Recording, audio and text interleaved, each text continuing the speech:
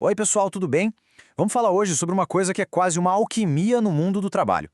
Como a gente pega o conhecimento técnico, sabe, aquilo que a gente estuda pra caramba, e transforma em sucesso de verdade na carreira. O segredo tá na tal da habilidade interpessoal. Essa mistura que, olha, vira ouro. E para começar, olha só esse número na tela, 85%. Sabe o que é isso? Segundo várias pesquisas, é a fatia do nosso sucesso profissional que depende não do que a gente sabe fazer tecnicamente, mas de como a gente se relaciona, como a gente se comporta no dia a dia. É muita coisa, né? Para pensar. O poder de crescer na carreira está muito mais aí do que a gente imagina. Tá, legal. Se 85% do jogo depende disso, a pergunta de $1 milhão é, afinal, que habilidades são essas? E mais importante ainda, como é que a gente faz para desenvolver isso? É para responder a essas perguntas que a gente está aqui hoje. Vamos desvendar esse mistério juntos. Então, olha só o nosso roteiro de hoje. Primeiro, a gente vai entender os ingredientes dessa alquimia profissional. Depois, vamos ver quais são as competências essenciais. Na sequência, a arte da comunicação, um pouco sobre liderança que inspira e, para fechar com chave de ouro, a ferramenta do feedback. Preparados? Então vamos nessa. Bom, começando pelo começo, né? Para fazer essa alquimia profissional funcionar, a gente precisa primeiro entender os ingredientes básicos. E eles são dois, as famosas hard skills e as soft skills. A diferença aqui é bem simples, na verdade. Pensa assim, as hard skills são o que a gente sabe. É a parte técnica, sabe? Aquilo que a gente aprende num curso, que dá para medir, tipo dominar um software, analisar dados, falar outro idioma. Já as soft skills são como a gente se comporta.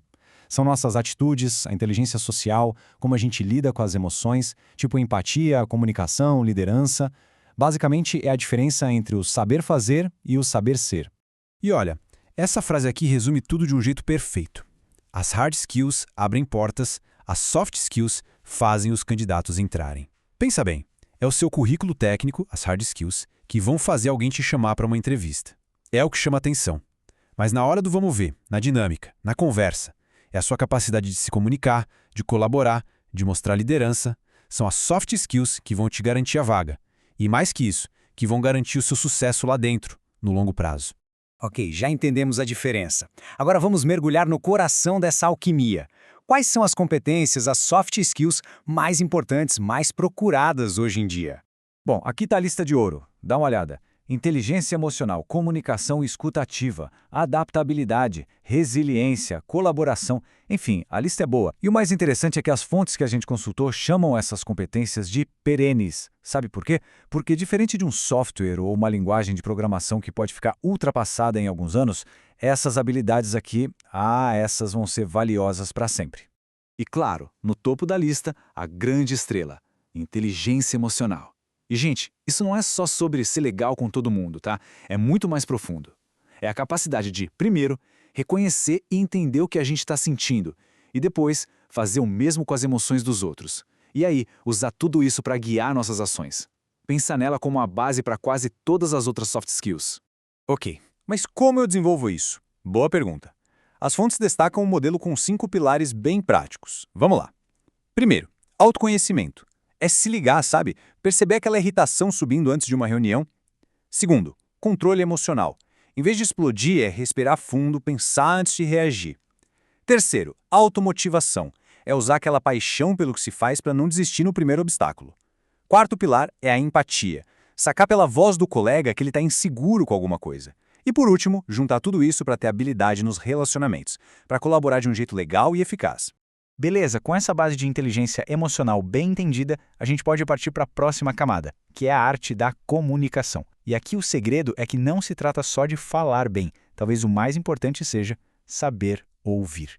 E para se comunicar de forma eficaz, as fontes apontam para 3 chaves. A primeira é a assertividade, que é basicamente ter a coragem de dizer o que pensa, mas sempre com respeito, sem atropelar ninguém. A segunda é a comunicação não violenta. É achar aquele caminho do meio, sabe? Nem ser passivo demais, engolindo sapo, nem ser agressivo. E a terceira, que é fundamental, a escuta ativa. Para e pensa. Quantas vezes a gente está ouvindo alguém, mas na verdade só está esperando a nossa vez de falar? Escuta ativa é o contrário. É ouvir com a intenção real de entender o que o outro está dizendo. E falando em comunicação, isso nos leva direto para outro ponto super importante, a liderança. Porque hoje em dia, ser líder não tem mais a ver com mandar, com dar ordens. A liderança que inspira é sobre guiar pelo exemplo, mediar conflitos e criar um ambiente onde todo mundo se sinta bem para crescer. Então, para quem está em posição de gestão ou liderança, tem umas estratégias bem práticas aqui. Primeiro, agir como um mediador neutro nos conflitos.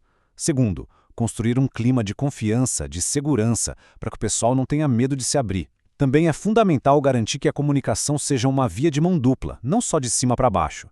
Incentivar que as diferenças na equipe sejam vistas como algo bom, algo que soma. E olha a escuta ativa aí de novo. Um bom líder usa ela como um radar para sentir as tensões no ar e agir antes que o problema estoure. E para a gente fechar nosso papo de hoje, vamos falar de uma ferramenta que, sério, é uma das mais poderosas que existem para o nosso crescimento e para o crescimento da equipe: o feedback.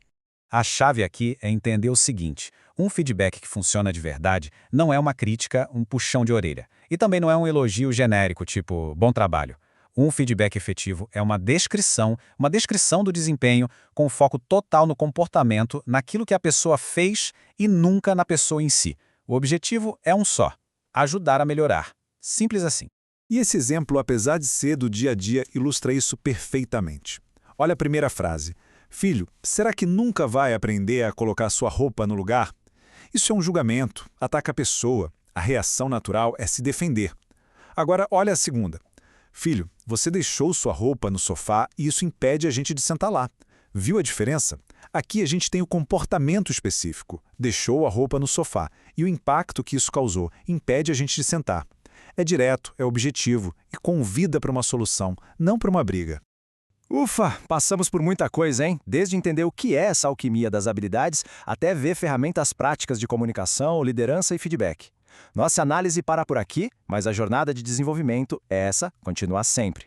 Então fica a reflexão final. De tudo isso que a gente conversou, qual dessas habilidades fez mais sentido agora?